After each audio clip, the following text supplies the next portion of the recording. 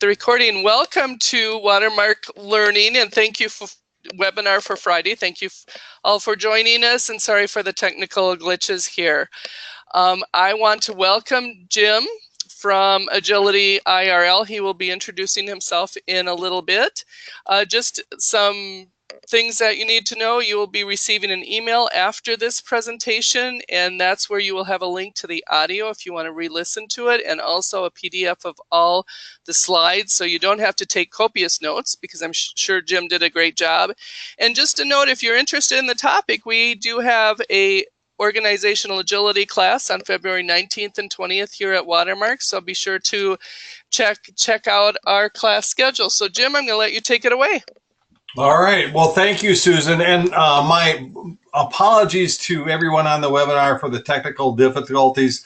These fall to me. I was unable to get set up with sufficient time to work those out. So my apologies for that. But also my thanks. I know an hour on a Friday is premium time, no matter what time of year. But during the holidays, it's especially premium time. So with that, let's get underway. You may not have heard of Agility IRL, so a quick blurb. Mike Studeman and I formed the company about a year ago, and we are on a mission to eliminate human suffering in the workplace. And we do that through education, coaching, and consulting, reality-based and agile-driven. We believe agile is a big factor in getting rid of routine drudgery. And we say reality-based because both Mike and I have decades of experience just putting this stuff into place in the organizations we led. So we're not dogmatic about it. We're highly pragmatic, and that pragmatism comes from practical experience and scar tissue. So that's us. All right. And I'm just going to interrupt a little bit, is that Jim's company and Watermark Learning have partnered together, so there is a very tight partnership around that, and they offer their classes with us. That's a very good point. Mike is, for example, Mike is a world-class athlete in the Scrum world, does a lot of Scrum training through Watermark, and also this webinar and the class that Susan mentioned earlier. So let's dive in. So organizational agility, what is it? Well, we'll dive into that in more detail later, but just to get everybody level set, it is the practice of agile at a macro level. It is the inculcation of the agile philosophy at the organizational level. And by that, we mean in the organization's leadership, in its management, and in its operations. Now, why should you listen to me? Let me tell you a little bit about myself, just established by credentials. My formal training is actually in quantitative methods, super useful in solving linear thinking problems rooted in facts and logic. But I found it mysteriously ineffective in addressing nonlinear thinking problems that were rooted in feelings and culture. In fact, whenever I brought a solution to a problem, and that solution being well documented, well based in fact stuff, but whenever it ran into feelings and culture won. And that really screwed me up. That really puzzled me. So I went out and get some advice. I was able to score about a half hour of one-on-one time with Tom Peters, and using his advice, I built my own postgrad program in leadership and cultural change, and I had opportunities to learn directly from the industry's best. You can see some of the names there. But the important part is I took those concepts and I took that theory that I was learning in the books and in the classrooms, and I field tested it. I brought it to the organizations I happened to be leading at the time. I built upon what worked. I discarded what didn't. Meanwhile, this would have been the late 90s, I was doing a lot of work with Cutter Consortium, Ed Yurden, Jim Highsmith, guys like that, and became involved in that movement that would later come to be called Agile. And interestingly, the things I was learning about leadership and culture in my own program, and then the principles of the emerging Agile movement, those quietly converged and became incorporated into my leadership style. And my career has been deliberately eclectic. It's been on purpose, but I've held a wide variety of positions at a wide variety of companies in a wide variety of industries. So they've ranged from executive positions in global publicly held Fortune 250 firms to small startups and second stage companies. And the industries range from regulated industries like medical device and aircraft manufacturing to high-tech, high-volume semiconductor manufacturing to news and entertainment media, wholesale, distribution and retail. And I've led functions in IT, engineering, product development, operations, sales, and marketing. And those teams have ranged in size. The largest, I think, was 300 plus people, and down to teams as small as 9. And I've had responsibility for teams throughout North America, but also UK, Ireland, Netherlands, and those places you can see at the Far East. Some of the companies, just to give you insights to that, listed in alphabetical order at the bottom: 3M, Apple, Biopolymer Engineering. You can see them all listed there. Over the course of the career, I put this field-tested learning to work. I've created 9 new organizations at various levels. 4 of those were companies of my own. I've renovated 4 underperforming organizations, and I've redesigned 2 others that they were doing just fine, but they were a tool for the problems of the past rather than those of tomorrow. I've had the chance to serve on 3 boards, and I'm also a certified Scrum Master and product owner. The point is that the lessons I'm going to be sharing originate from these decades of reality-based and agile-driven experience. So that's where it comes from. So here's the agenda I had for today. We'll cover why leaders should care about organizational agility, how the past and present, organizational solutions. How did we get to now? If we're going to talk about organizational agility, we ought to define it.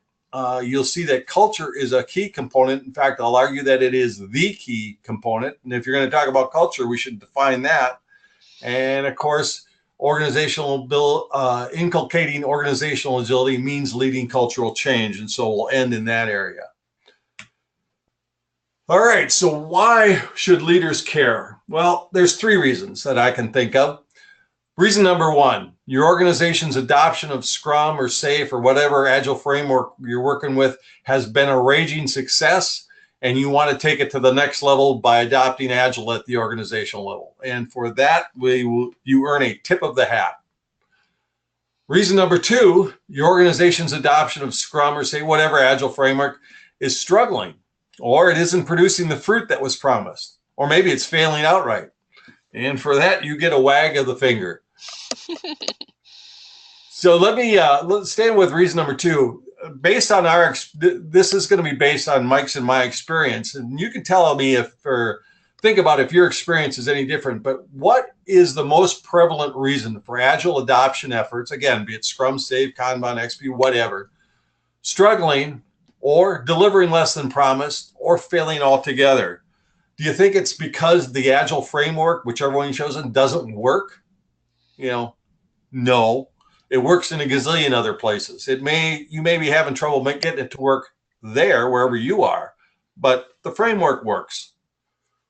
You think it's because the Agile team doesn't intellectually grasp the framework?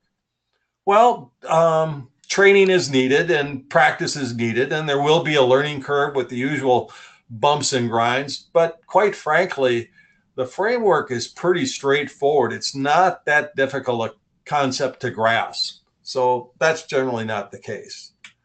Or is it because leadership fails to properly condition and care for the culture? And that is most often the case. It's like trying to plant banana seeds in the Arctic and wondering why they struggle to grow, don't flourish, or produce any fruit. The seeds are good, but the soil is wrong. And that is the most common, it's that 3rd reason, that is the most common reason we see for Agile implementation efforts struggling or not producing as promised or failing outright. Because reason number 3, you may not have even heard of Agile, but all of a sudden you've realized you've had some epiphany, and you realize that your organization is dying a slow death, like the proverbial frog in the pot of slowly heating water. It is the leadership challenge of gradual change. How's this happen? Well, both history and psychology tell us that our capacity to predict the future is limited. Meanwhile, at the same time, that same history and psychology also tells us that our capacity to believe in our predictions is unlimited. We all know that problems to be solved and opportunities to be leveraged are becoming less predictable, not more. We also know that they're coming faster, not slower, and they're coming with less notice, not more. And we know that the windows for addressing them are shrinking, not growing. We also know that whatever little respect reality did have for our plans, that's evaporating. And it's probably safe to assume that the universe is unlikely to ease up on us. All of that conspires on us, and consequently, we twist and torture our organization every time there's some unanticipated demand, an unexpected change, or some other storm of life descends upon us. It's drudgery. It saps everyone's energy, shortens everyone's life. As a result, management's only go-to solution is to turn up the speed of the organizational treadmill. Leadership isn't much more help. Their go-to answer is, well, you got to work smarter, not harder. As a result, you're no longer competitive. Alternative providers become more attractive. And by the way, let me stop right here. That may sound like I'm talking about a company, but this applies as much to teams that are internal service providers like IT, where your customer is another internal organization. If for some reason you think, say you're leading, I'll use IT as an example, you're leading the IT organization. If for some reason you think you are entitled to your company's IT business, then the era of decay and decline has begun for you, my friend, because anything can be outsourced nowadays. You absolutely are in a competitive situation. And so when we're running down this course that I was describing before, it's possible you become, you're no longer competitive. Alternative providers become more attractive. The stature and regard in which your organization is held by your customers, by your own employees, by your superiors, by outsiders is diminished. Your organization becomes complacent, or worse yet, slips into irrelevance. And every time something new is introduced or any kind of change is attempted, it's met with skepticism, cynicism, and sometimes outright resistance. Your organization becomes divisively political, time-starved, resource-poor, and more than a little neurotic. And at the end of the day, work life sucks. So what's going on here? For that, we're gonna look at a little physiology. Person suffers hardening of the arteries, arteriosclerosis. They maybe even suffer a cardiac event. They are rushed into the hospital. The cardiologist diagnoses them, and a thoracic surgeon either does a bypass, arterial bypass, or implants a stent, and the arteriosclerosis is dealt with. But is the larger problem really dealt with? What's going to happen if nothing else changes? Well, your doctor, if you've got a good one, is probably going to take a step back and look at your whole situation, your whole chart. And by golly, they notice that your blood pressure, your cholesterol, triglycerides are way out of spec. You're suffering respiratory problems. Your A1C is way too high, and you are overweight with excessive belly fat.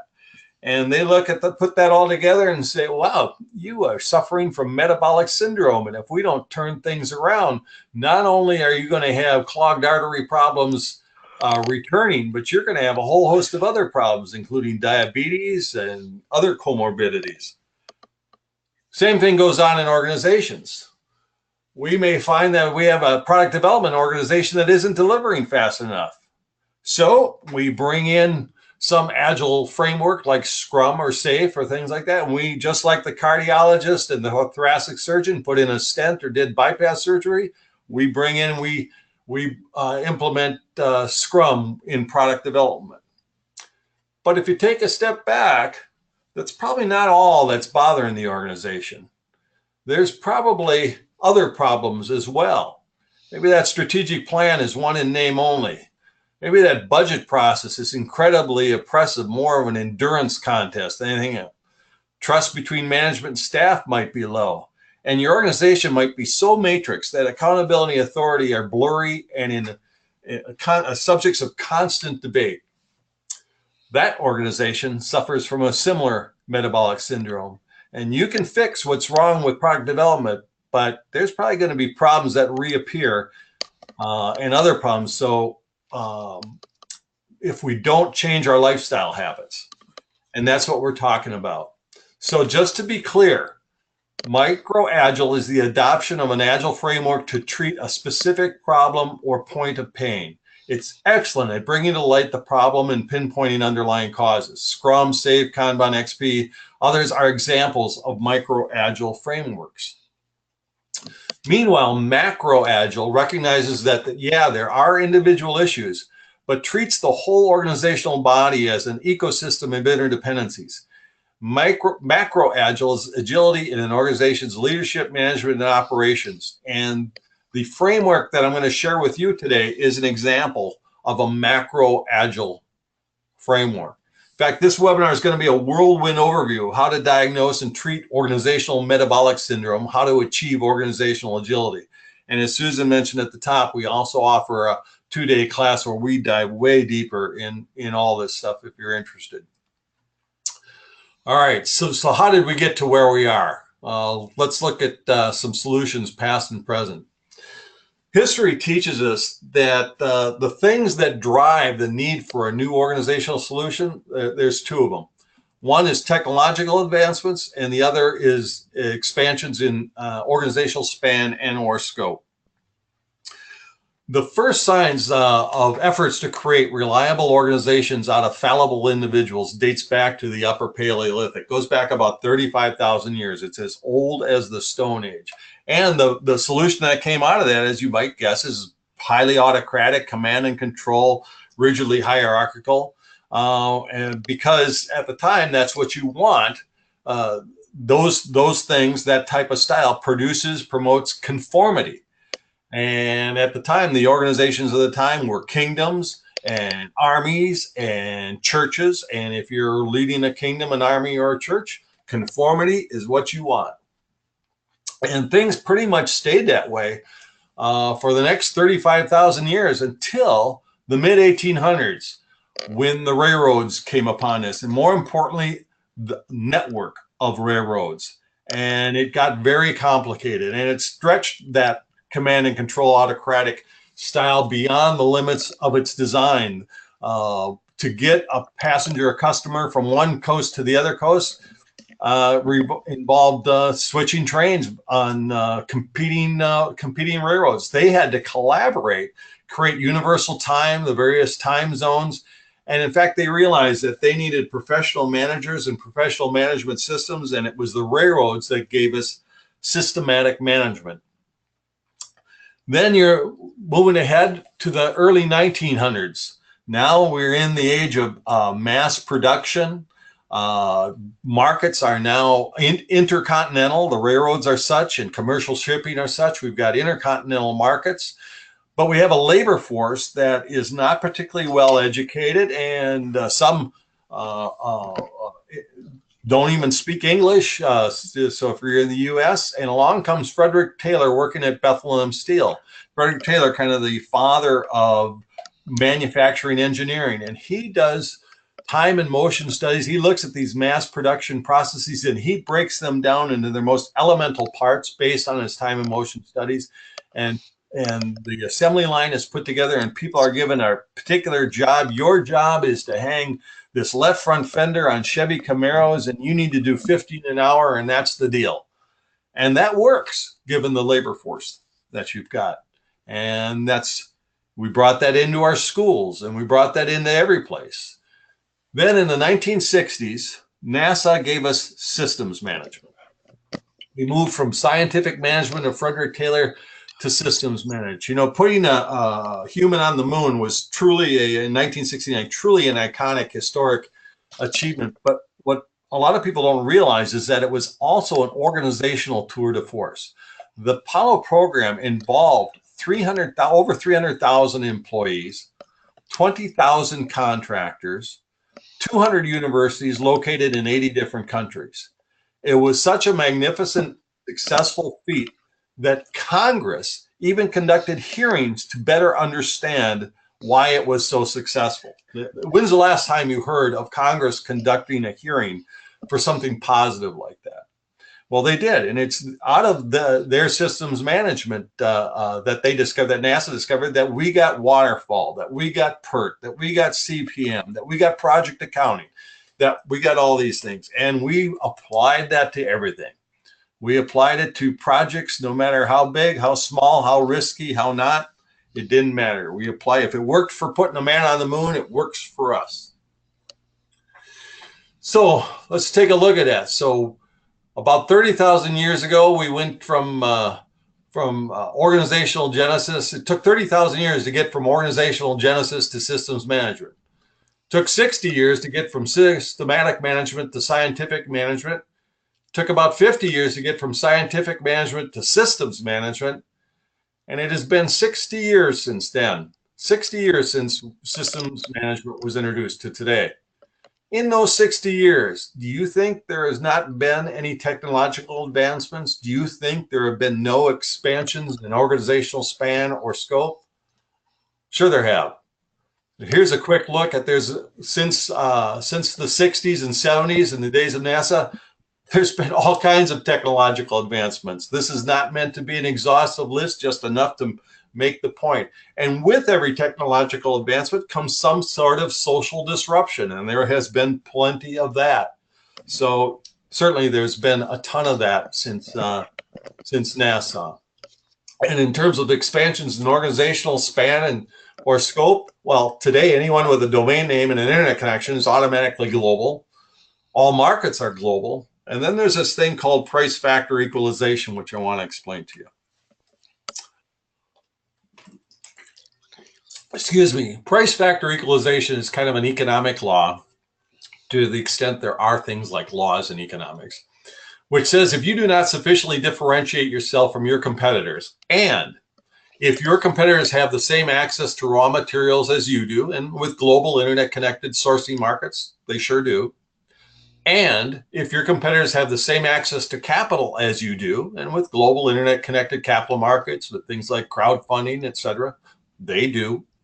And if your competitors have the same access to labor as you do, and with global internet connected labor markets, with the ability to outsource anything and everything, they do, then you will work for your competitors' wages. And this applies at both a company level, an industry level, and at an individual level. So, for example, I have two daughters. They now have their own families and homes and careers and functioning members of society. But when they were making the transition from high school to college, I explained to them that you got two things you can offer a prospective employer: high skill or low wages. That's it. Pick one. That's what you got. In industry, we saw this with consumer electronics in the U.S. There was a time when the U.S. dominated consumer electronics, and we're talking televisions and radios and tape recorders and things like this. So this was a while ago. And they earned 15% on that. And this was a day of RCA and Zenith and Motorola and Westinghouse, names you don't hear anymore. And then the Japanese decided they wanted to get into the business. So they said that we'll learn our way in it. So they started with transistor radios. And you know what? They were willing to work for 8%. They didn't need 15. And the U.S. Companies responded by saying, well, we're not going to work for 8. And besides the transistor radio, that's small time. We're okay. You know, color TVs is where the real money is at this time. Japanese got a foothold and they moved up into black and white TVs. And then they moved up to color TVs. And the U.S. companies made a systematic retreat. And now all the companies that are building high-end or any kind of consumer electronics, they're Asian companies, or there's an occasional European, German company, but there are no more American consumer electronic companies. It was a systematic retreat, and it was price factor equalization that did it. So what's going on here? Well, for that, I want to introduce you to a guy named Alvin Toffler. He developed something called the Toffler curve that the industry came to call the Toffler curve. And he plotted the rate of change over time. So not just change, but the rate of change. And he saw that it was kind of came in 3 waves. It was very, very slight during that first wave, from the time of Adam. About the only major advancement was the wheel till about 1800. And then the industrial age came. And this is when he noticed that the rate of change is actually accelerating up a line of ever increasing slope. And in the 1940s, we get into the information age. Today, we are at a really unique point in history because that curve has gone vertical. If you don't feel this in your own life, I don't know how you can't, but change is now become like air, like water. It has become environmental. It is ever present. It is no longer merely accelerating up this line of ever increasing scope. It has gone vertical. It has become environmental. Meanwhile, there's things that haven't changed. And what hasn't changed are the things that are key to any organization's influence, that organization's power, its success, its relevance. Those things remain a function of two things, both of which are required because one without the other won't work.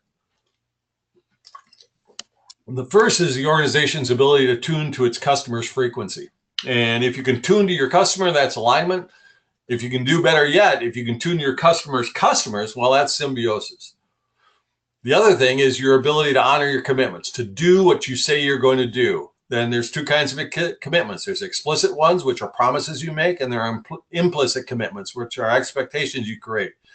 And both are important because a missed expectation has the same psychological effect as a broken promise.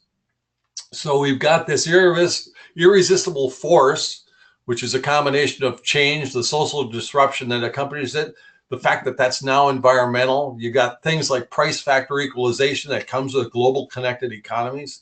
With this immovable object, an organization's prosperity remaining a function of its ability to tune to its customers and honor its commitments. It begs the question, are we not in need of a new organizational solution? So if you still believe you have infallible powers to predict the future, if you still believe that reality will show unique respect for your plans, if you still believe that the universe considers you special and will ease up on you, if you are still leading, managing, and operating your organization based on the organizational solutions of the past, well, then this is you. You are that proverbial frog in the pot of ever-increasing heated water. We think the Agile philosophy provides the antidote for that. We think that's the basis for a new organizational solution. And quoting directly from the manifesto, facilitating change is more effective than attempting to predict or prevent it. You have to learn to trust in your ability to respond to unpredictable events. It's more important than trusting in your ability to predict and plan for your predictions. The Agile philosophy is the answer to that statement, work smarter, not harder. We've had systematic management, we've had scientific management, we've had systems management. The time has come for Agile management, or better yet, what we call organizational agility. And we like that name because it connotes the need for agility. It's a larger concept. It connotes the need for agility, not just in management, but in all aspects of the organization, including leadership and the operations. The time has come to leverage the Agile philosophy so we stop letting the future jerk us around and start making the future a way of life. So let's define organizational agility. First, how we define organization. We use the term organization in its most generic sense. When we say organization, we mean any team of any kind, of any size, at any station, in any hierarchy. It can be a business, a division within a business, a function within a division, department within a function, team within a department, doesn't matter. It could be a nonprofit, could be a union or a union's local, could be a charity or that charity's chapter, could be a political party or a precinct, could be a religion or a parish, could be extended family, a nuclear family, a parental. It doesn't matter. This stuff is all going to apply no matter what kind of organization you're talking about. What do we mean by Agile? When we use the word Agile, we define a product, a service, a process, an organization, even an individual to be Agile if it possesses these two qualities. First, it's highly reliable. And by that we mean it never breaks. Something has broken. We define breakage as something is broken if it requires manual intervention in order to return to normal operation. Or in the off chance it does break, it needs to be easy to diagnose and quick to repair. So one, it has to be highly reliable. Two, it has to be highly adaptive to change, but it has to be highly adaptive to change in ways that do not jeopardize its reliability. So that's how we define agile, something as being agile. Now we want to look at something that NASA discovered in their journey when Kane led to systems management. They ran into problems that required a combination of technical and social solutions. Here's what's going on. If this, you look at this dotted black line, this represents your organization. Again, whole company, a piece of the company, a nonprofit, doesn't matter. I don't care. Every organization is the same in that it takes some input, and through a series of value-adding steps, it creates outputs. And if the people who are your customers find those outputs of sufficient value, you will grow and you will prosper. If they do not find them of sufficient value, then you will decay and you will decline. And by the way, this is pre-Michael Porter, by the way. The person who codified this is a fellow named Dr. William Passmore. I think it was at Case Western Reserve University. And he talks about it in his book, which you see noted at the bottom. But anyway, that value chain is also referred to as your value stream. So that's pretty interesting. More interestingly, they found is that your organization is actually a composite. That chain of value steps, your value stream, is a composite of two kind of organizational systems. The first one is your organization's technical system. Now, this does not mean technology. It means how you technically do your work, or what we today call your processes. The other system is your organization's social system. How do you socially govern the conduct of your work? In other words, your culture. Okay. So that's pretty interesting. The other interesting thing they found is this law right here. And this is one that is so often neglected by people in leadership positions. That is, when a change is made in one of those systems, then a commensurate change must also be made in the other system. Else, the organization will reject the change, just like the body rejects a transplanted organ. Here's an example. Some of you may remember when the idea of empowerment was all the rage. It later turned into a fad, and which is unfortunate, because once something becomes a fad, serious people tend to ignore it. And frankly, I have that same concern from time to time about Agile. But here's how empowerment, by the way, is the idea of moving problem solving and decision-making ability down to as near a point to where the problem is caused, or at least where the problem is observed, moving it as close as possible. And why would an organization want to do that? Well, it's not out of any altruistic desire about how they treat their labor force. It began in a quest for process speed. You know, getting the speed of a process, the speed of a transaction, its actual speed down as near a theoretical minimum as possible. And the primary key in doing that is in making that process as interruption-free as possible. Well, an objective analysis of most processes, and this is probably still true, frankly, is that the majority of interruptions are done in the name of managerial control. And so it was that realization that led to the decision to, well, we need to move that problem-solving ability and decision-making ability down to process operators, probably a senior person. And that's where empowerment came in. So the social construct of empowerment is a function of the technical construct of wanting to increase process speed. Hopefully you see the combination there. And the main point here is that if you're going to make a change in one of your organization systems, the technical system or the social system, then a commensurate change must be made in the other. Else the organization will reject the change, just like the body rejects a transplanted organ. Think back in your own experience when some change was introduced and people just forgot about it after a while, or it fell by the wayside. This is generally why. So with that, here's how we define organizational agility. We define it as the product of process agility and cultural agility. We've talked about both process agility and cultural agility. I want to point out the multiplication sign in this equation because it's pretty important. It reminds us of a couple things. First, it reminds us that there's a difference between what may be technically possible and what is actually culturally doable. It also reminds us that process and culture are interdependent. And most importantly, it reminds us that anything times zero is zero. So that is how we define cultural agility. It requires an interdependence between process and culture that is frankly brand new for our genus.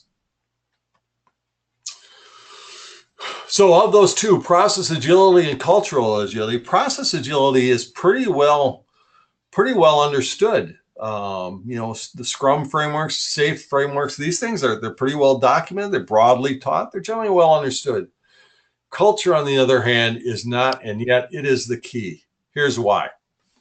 Let's look at the history of competitive advantage. Going back to the time of Adam to about the 1850s, the key to competitive advantage was the possession of property. Why? Because we hunted on it, we fished on it, we grew crops on it, we mined minerals and precious metals on it. We built armies and navies and ships and forts to conquer it and protect it. And that was the deal. But by the 1850s, property was no longer the deal. In fact, if you were in the US, we were given property away. If you would settle it, it was pennies on the acre if we were charging anything for it. It was not the deal. But if you wanted to build a railroad, if you wanted to build a steel mill, what did you need? You needed a ton of dough. You needed capital. And in those days, capital was concentrated in just a few families, the Carnegies, the Mellons, the Krupps in Germany, places like that. Today, not so much. How many people have heard of Kohlberg and Kravitz? These guys lend billions of dollars, venture capitalists. A lot of people have never even heard of them. That's because capital is no longer the deal. Post-World War II in the 1950s, till probably sometime in the 80s, it was technology was the deal. These are the heydays of IBM, of AT&T, and technology-based firms. But technology is no longer the deal anymore. And copyrights do not protect. I can invent Zip Chip 6000, and within 6 months, some competitor will have Zip Chip 6001. And if copyrights did protect, you wouldn't be using Excel anymore. You would still be using, what was the original one? Geez, I can't remember.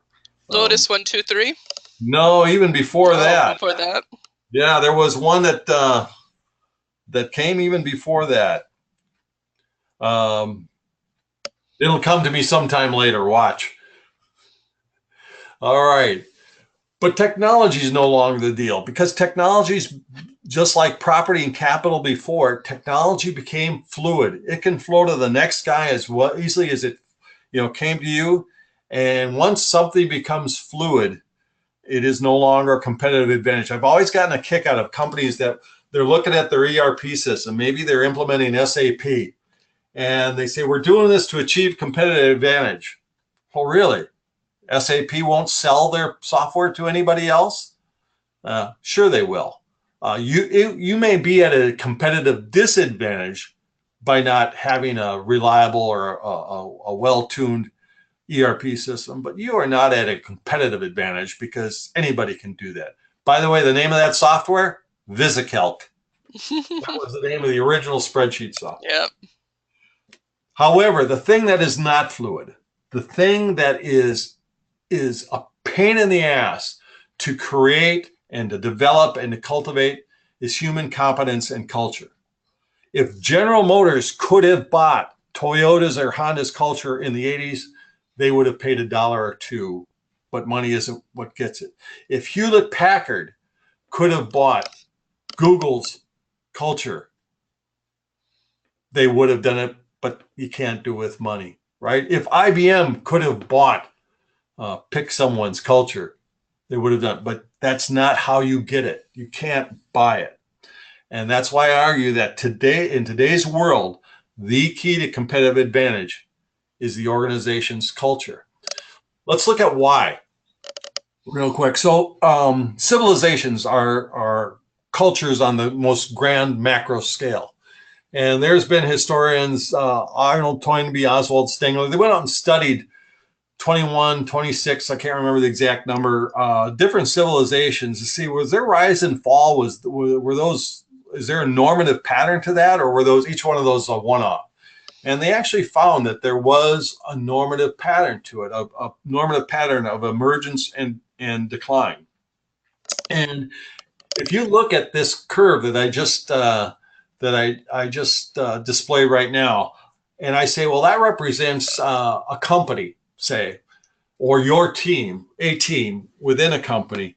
Most people will look at that and they'll say, oh, that's the company's sales, or maybe it's market cap, or maybe it's market share, something like that. And nope, this particular line represents that organization's culture. What's it mean when that culture curve is going up? When the culture is on the ascent, it's a period of growth and conquest. There is a sense of common purpose. There's social unity. The cultural energy is mobilized towards that purpose, and the spirit is strong. On the other hand, going down, it's a period of decay and decline, disintegration. Families and other social institutions break down, and the spirit is weak. During the days of the Roman Republic, when the spirit was strong, they were growing and conquering. The conquered peoples weren't subjugated. They were treated like normal. They weren't taxed at inordinate rates. In fact, the only contribution they had to make were soldiers to the Roman army to continue their conquests. But in the days of the empire, yeah, they were subjugated. They were taxed abnormally. The Rome redirected a lot of spending from vital infrastructure to things, games and discretionary time, coliseums, and instead of roadways and aqueducts. There was a severe drug and chemical abuse problem. Multiple marriages, going through 10 marriages was not uncommon, and there was severe debt as well. Now that was a long time ago, so you probably don't have to worry about it. But that's the deal, what the difference looks like on the culture curve. Let me introduce now the asset curve. What's the difference between the two? Well, the culture curve represents the power to produce wealth. If you remember Aesop's fable about the goose and the golden egg, the culture curve is the goose. If you're familiar with Stephen Covey and the 7 Habits material that he's developed, he defines effectiveness as the balance between production and production capability. Well, it's the production capability. This is for you. If we were looking at this on an individual level, this is the culture curve represents your skills and your personality and your character. The asset curve, on the other hand, represents the accumulation of wealth. So culture curve, power to produce wealth. Asset curve, your actual accumulation of wealth. It is the golden eggs in Aesop's fable. It is the P, the production, what is produced in Covey's PPC definition of effectiveness. The really important thing to notice is that the culture curve leads and the asset curve lags. And there's this period when the culture has started to set in a state of decline, yet the asset curve continues to climb based solely on inertia. And there's this period of complacency and false confidence between the two. This applies to civilizations. This applies to companies. This applies to organizations of any kind. They go through this. All right. Let's talk about what propels an organization up that culture curve. Think of a staircase, and every culture is the same. They are met with some challenge, and they respond to that challenge with some creative response. But that creative response does not lead to a condition of ease. It leads to a higher order challenge requiring a new and more creative response, which leads to a higher order challenge requiring a new and more creative response, which leads to another higher order challenge. And up this staircase of growth and development, the organization, the culture goes until it loses its creativity, its passion, ambition, drive, and it starts favoring conditions of comfort and ease over challenge. And they respond with yesterday's response, and down the staircase of decline and decay they go. And today, more than ever, culture is key. Because have you ever been to another couple's home, and while they were cordial with you, it was clear that they were having a dispute amongst themselves? You weren't all that unhappy to leave. I'm telling you right now, it's the same for your customers, your vendors, and your employees. And an organization's ability to obscure their internal disputes and dysfunction from their customers, vendors, and fellow employees is disappearing. With social media, it's zero. In today's world, it's more important than ever, because it is the difference between being a vendor of preference, a vendor of force, or an ex-vendor. I don't care if you're talking about an internal vendor or an external vendor. It doesn't matter. It's the difference between being an employer of preference, employer of force, or a former employer. No matter what you want to do, anything you want to innovate, design, build, implement, launch, collaborate, negotiate, culture is your key. Culture is the key to your organization's ability to sense and respond, to adapt, improvise, and overcome. It's key to your organization's agility and your organization's competitive advantage. In fact, it's the key to your organization's relevance. And you shouldn't take just my word of it. Peter Drucker, who's known as the Yoda of modern management, some of you may have heard him, made the point that culture eats strategy for breakfast, operational excellence for lunch, and everything else for dinner. So let me give you a quick thought experiment. There are 4 ways to improve customer service. Now, companies will practice all 4 of them, but let's just look at them individually. First, you can delegate it to your customers. Let them give feedback, good, bad, and ugly, early and often.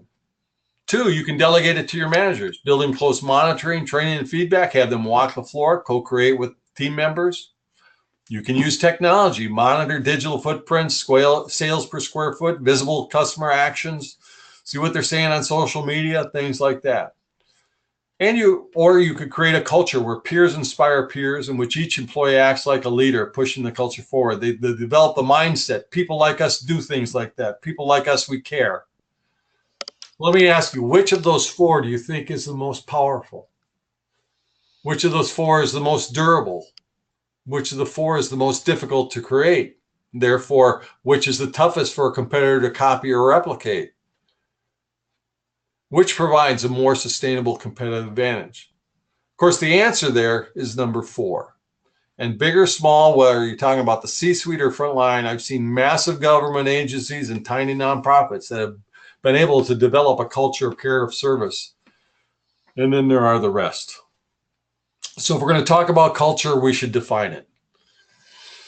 And you might have already guessed that I have a preference for pragmatic definitions rather than theoretical ones. If you try and look culture up in the dictionary, you're going to feel it's recursive and circular. You'll feel like a dog chasing his tail. But a buddy of mine, Larry Miller, who's another consultant, who had his first organizational design exercise was a prison in North Carolina. So it doesn't get much more pragmatic than that. He defined culture this way. He defined culture as the sum of an organization's habits. Now, that's something I can work with. So this comes from the fact that there are 3 types of human behavior. First, there's emotional behavior, and I think everybody's familiar with that. But there's also intentional behavior. These are the things we make to-do lists, we create MBOs, we incent people to do, we create bonuses to make sure they do that stuff. And then there's habitual behavior, just like brushing your teeth.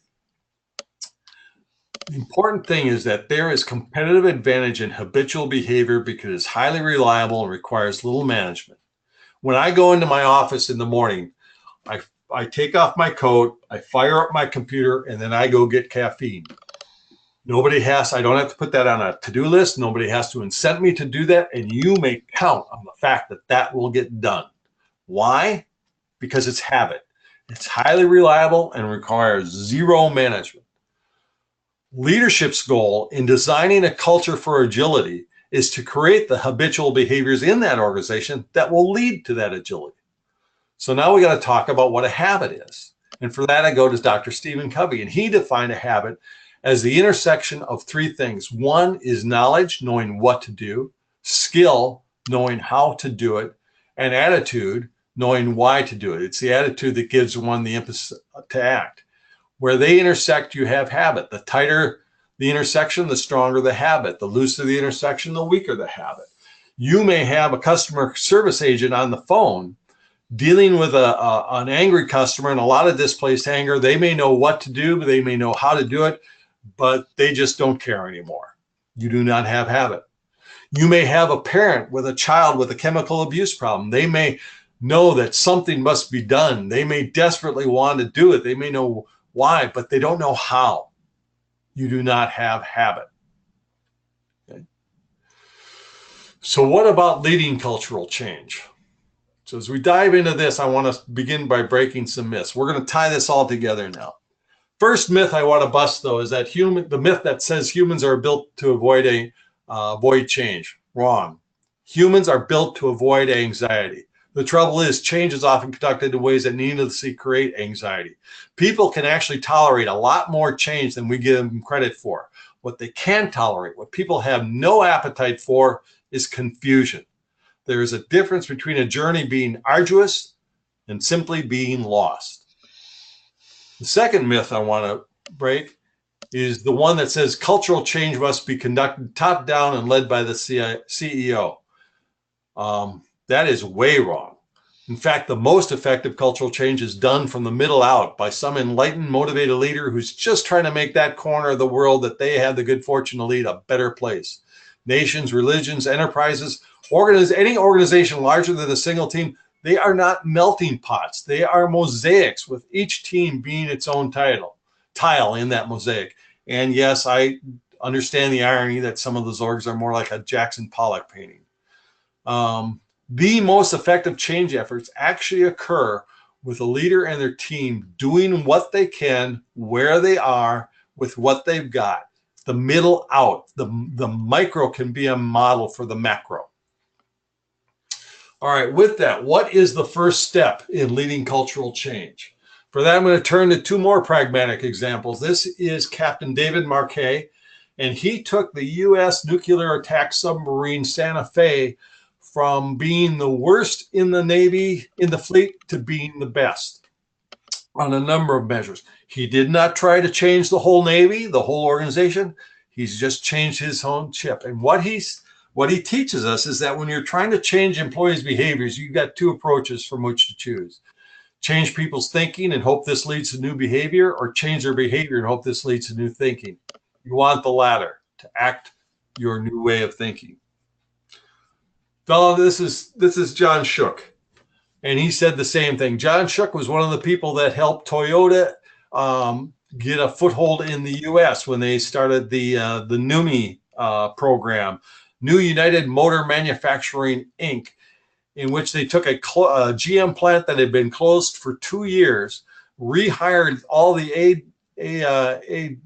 UAW labor, and taught them the Toyota way. It was a pretty interesting success story. So and Jim, I'm just going to interrupt a second, and I apologize from doing your flow. It is noon, so I just want to let you know if other people need to leave, we will have a recording of this later, so you can kind of finish up. I know some people have meetings and stuff they have to go to, so I just wanted to put that out there. I apologize for that, and we got to a late start, but if you have to leave, I certainly understand. God bless you, and if you can hang with us, great. We'll make it worth your while. Anyway, John made the similar point. He said the way to change a culture is not to start by changing people's minds, but instead to start by changing how people behave. So there it is. Step number one, a leader's first job is to define the behaviors you seek to make habitual. What are the behaviors that will lead to agility? What are the behaviors that characterize agility? Here's one way to think about it. I'm going to give you two ways to think about it. First way, put yourself 3 years in the future, and your change effort has been a huge success. It's been a home run. What behaviors are you seeing more of? What behaviors are you seeing less of? And this is important because if you can't define the behaviors you seek, then I don't know how you're going to use any of the tools that you need for leading and managing the change effort. I don't know how you're going to train. I don't know how you're coach. I don't know how you're going to measure. I don't know how you're going to ward or correct anything. Let me give you an example of what I mean by behaviors. And let's take the topic of customer service. We all know that customer service is not giving the customer whatever they want, whenever they want it, however they want it, because they want it. That's indentured servitude. On the contrary, statements like provide good customer service or deliver customer delight, or the more energetic ones, create an orgasmic customer experience, those are not helpful at all, because those do not get to behavior. So here's one leader's randomly selected example from one leader of customer service. Our customers will put up with imperfect, but what they want in return is for us to care. So in that spirit, we will be the unsurpassed leader in customer service by listening to the customer, understanding them, and then making them feel understood. Treating them with kindness, even when they may not be treating us that way. We'll honor the promises we make. We'll manage the expectations we create. We will not be duplicitous. We will not sweet talk them to their face and badmouth them to their back. We'll not do that. And we will be humble, and we will apologize if we blow any of the above. That's an example of behaviors, behavior-based definition. Another place to go, frankly, for your behaviors that you seek is the Agile Manifesto. Almost every one of the 12 principles in there has some behavioral aspect to it. And if you're seeking to inculcate the Agile philosophy in your organization, I think it's a great place to begin. The important point is step number one is to define the behaviors you seek to make habitual. Step number two, you got to understand a little bit about cultural physiology. So just like human physiology, you don't exercise the heart directly. The way you exercise the heart is by exercise, it's done indirectly by exercising the large muscle groups. And I'm here to tell you the same thing is true with organizations. You cannot change habitual behavior directly. It's like exercising. You have to change it indirectly by changing those things that influence the organization's behaviors. So what are those things that influence an organization's behaviors? Well, this is where we get to something called the 10S model. This represents the large muscles for affecting change in an organization's habitual behaviors. It dates back a while to start off as a 7S model in a book by Tony Athos and Dick Pascal when they were still at McKinsey. And it's a people model, not a business model. And again, it applies to organizations of any kind, any size. So here's what this looks like. And we're going to go through this really fast, each one of these. So the dotted line again is your organization. And then you have these 10 elements that represent the culture of these are the things that, this is your culture. These are the things that influence the behaviors of your culture. So this is important that you get this. Just like you don't exercise the heart directly, you exercise the heart indirectly by exercising large muscle groups. Well, the same thing is true. You don't change habits directly. You change habits indirectly by how you configure the elements in this 10S model. So I'm going to fly through this 10S model right now. At the center is shared vision and values. It is a body of work. It includes your mission. It includes other things. So if you take the U.S., for example, yes, we have the U.S. Constitution, but don't we also have the Declaration of Independence? Don't we have every inauguration speech, every farewell address, every Supreme Court? It's a growing body of work. It is a thing that states what you want to be and how you want to be, and its hallmark is that it's essentially changeless. Corporations, the vision and values for most organizations I've seen are mockable fluff. They're the subject of Dilbert cartoons, and they deserve it. In fact, the biggest problem we often see is not that an organization doesn't have one shared vision, because you have this whether you articulate it or not. It's that the organization has two. They've got the one that they post on their website and on the bronze plaque in their lobby, and then they have the one by which they really operate. Second is symbols. This is the physical manifestation of the organization's operational shared vision and values. Symbols come in many ways. There's badges of rank, things like that. Big office, little office, office on a window, not on a window. These people wear coat and ties. These people do not. all sorts of things. Symbols are important because they provide cultural insights, and they also are levers for change. One way to initiate organizational or cultural change is to change a symbol. Outside your organization, the things over which you have no control are streams. Now, they would have called these market forces, exogenous factors, or something like that, but none of those started with an S. A hallmark of streams is that they are constantly changing. These are the things that test your organization's agility, and they can come from anywhere. If you're an internal organization, it may be what that other department is doing to you. Those are streams.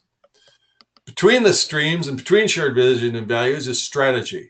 This strategy is how you deal with the constantly changing streams in a way that is congruent with your essentially changeless shared vision and values. The other interesting thing is this combination of stream strategy and shared vision represents your something known as a strategic path. Let me give you an example, because this is really important to the concept of agility. Let's look at the case of a Scrum team for product XYZ. That's what the blue line represents. The shared vision and values for that Scrum team are the agile values and principles, and the vision, the roadmap, etc. for product X, Y, and Z. The streams in this case are competitor changes, maybe new regulations, company mandates, technology updates, and everything that other department is doing to you. The Scrum framework provides you with a strategy for how you deal with those constantly changing streams in a way that honors your shared vision and values, your essentially changeless shared vision and values.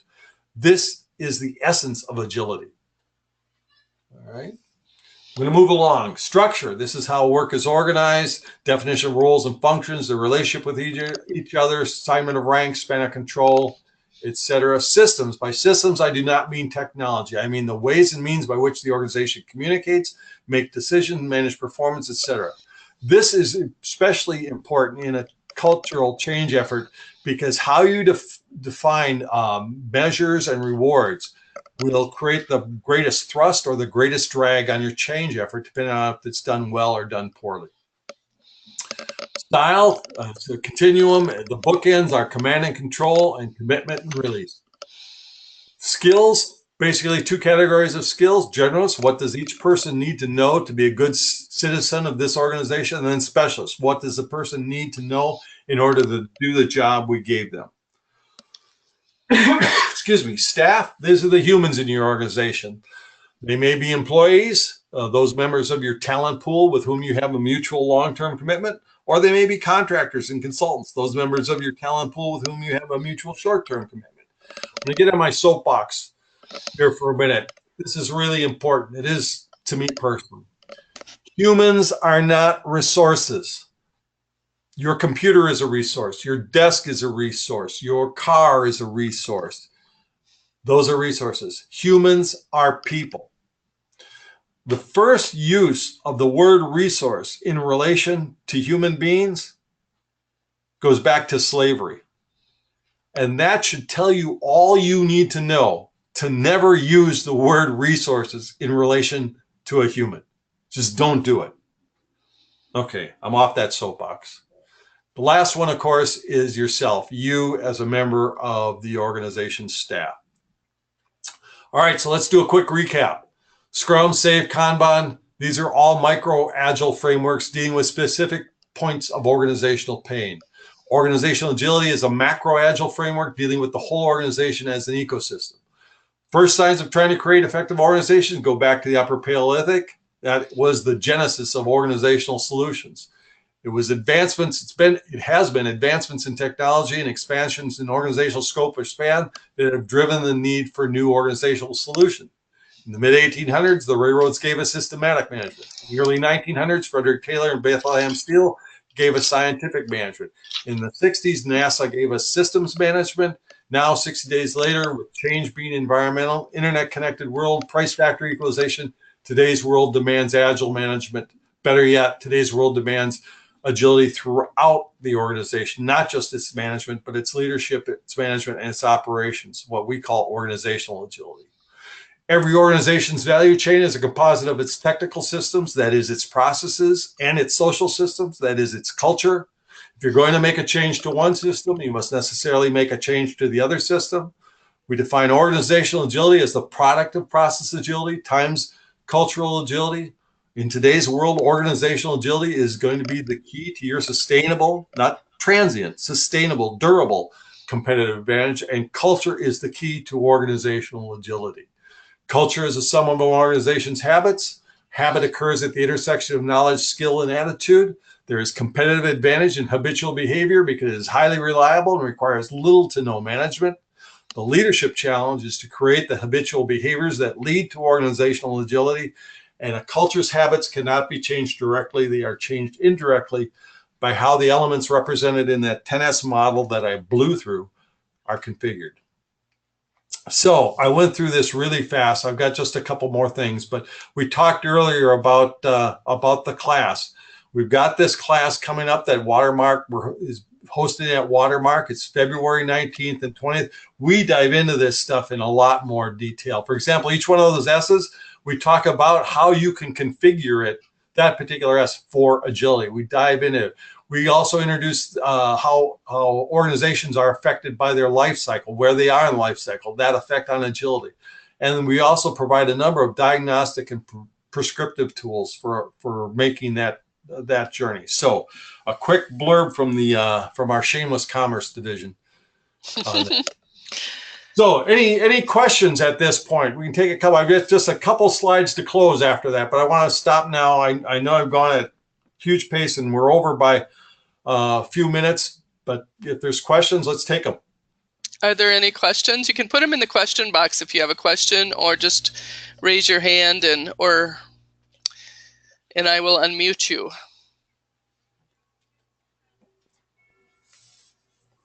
Oh, no questions at this time, Jim.